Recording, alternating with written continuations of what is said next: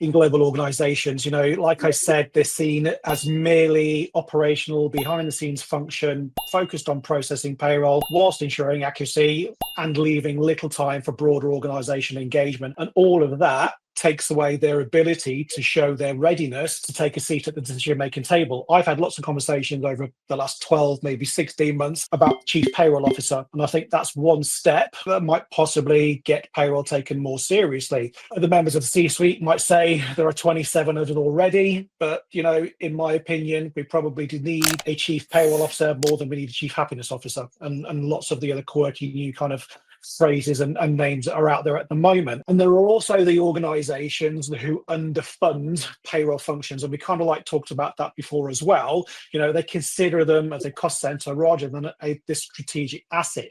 A lean team might be sufficient to get the routine tasks done, but it's going to lack the bandwidth to get strategic initiatives and projects off the ground. So that's something that seriously needs to be looked at. On the flip side of it, when in reality, we know, we discussed this as well, payroll's data is what can make them strategic, particularly if it's real time. But the more geographically dispersed a business gets, the more often the data is siloed and not integrated with other systems. That makes it hard to report the data, work from a cross-functional and departmental point of view.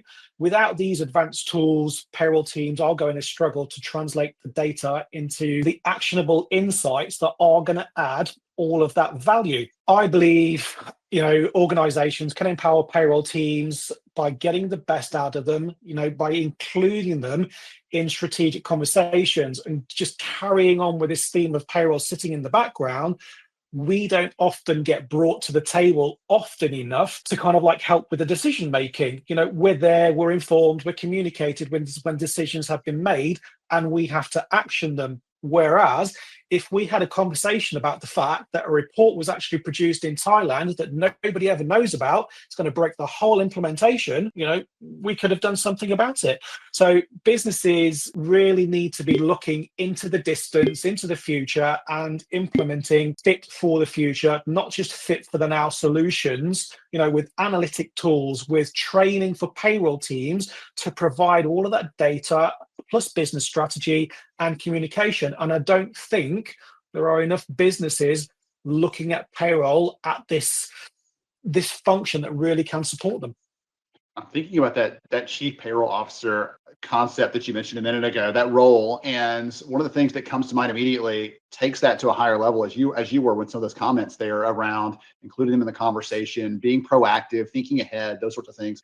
So much of payroll is reactive when there's problems and there's challenges, but you're really advocating for, let's be proactive, let's lean in, let's look for ways to partner actively with things that are going on. And there's a book written a couple of years ago called The Power of Moments. And in it, the authors talk about creating these experiences that delight people and connect with them. And the opportunity for payroll there, it's not just, there's a notification, I got my pay slip, I'm going to either check it or not today because I'm busy, but that's it. To looking for ways to really connect with people, create a moment and experience that makes them smile, that makes them excited to work for this company, reminds them why they were chosen for that role and the value the company sees them playing in the bigger picture.